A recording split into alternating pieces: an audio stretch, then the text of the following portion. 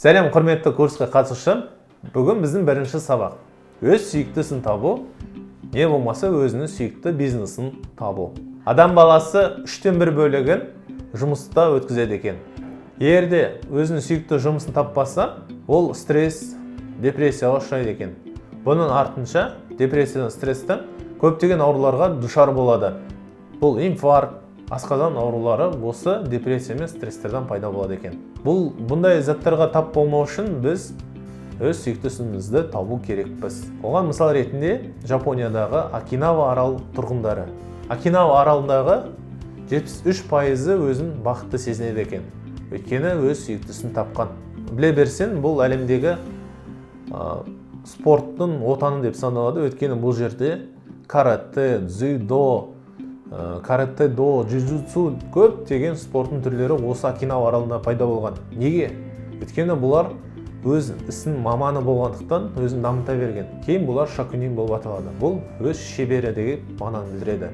Біз өз шебері атану үшін алдымен өзіміздің сүйіктісімізді табу керек. Бұған біз Стив Джобс ағайынды райттарды келтіруге болады.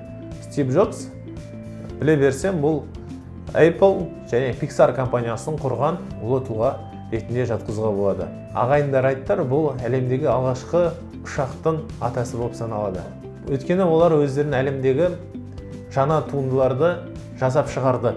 Әлемдегі Илон Маск сияқты ғалымдар осы өз сүйіктісін табу үшін мынандай формула ұсынады. Бірінші сұраққа жауап бер. Қолыңнан не келеді? Ол тамақ пісіру ме, футбол ойнау ма, компьютер ойнау ма? Екінші сұрақ, жасап жатқан кезде мен рахаттанам.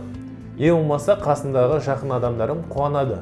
Мысалы делік, мен ағаштан бір сандық па, не болмаса ағаштан бір зат жасап бердім. Не болмаса мен торт пісірдім, жақындарым қуанды. Үшінші сұрақ, қоғамға не керек? Негізі адам өзіне керектің ғана байқайды екен. Мысалы мен өз ойым, білім керек, бір жақсы медицина керек, не болмаса бір жақсы бір команда керек деген бір ойлар жазам. Төртінші, қоғам төлеуге дайын нәрсе.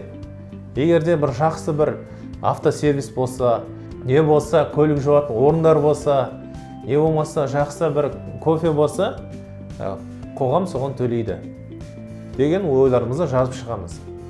Кейін осы төртеуін алып қосамыз. Икигайымызды табу үшін осы төртеуінің ұқсастарын белгілейміз. Мысалы, біріншісінде спорт, екіншісінде футбол, үшіншісінде команда, төртіншісінде футбол алаңы деген, болмаса спорт зал деген осындай сөздер шықты. Төртеуінде ұқсайды. Демек, ол футболшы болу, не болмаса футбол алаңы, ол жаңа бизнеске жақын. А футболшы бұл жеке өзінің икигайын табуына көмектеседі. Икигай ол біреу болу маңызды емес, бірнеше рет болған абзал. 5-6 икигай шықты делік. Енді осының қайсын табу керек үшін бізге практика қажет. Практикаға олай істесек те болады. Соған ұқсас. Мысалы, мына жерде бір қиын мамандықтар шықты. Ол ұшқыш дейік. Ұшқыш болу үшін біз жаңа неге барамыз? Аэроклубтар бар. Аэроклубтарға 20 минут бойы самолетпен ұшып көрсек болады.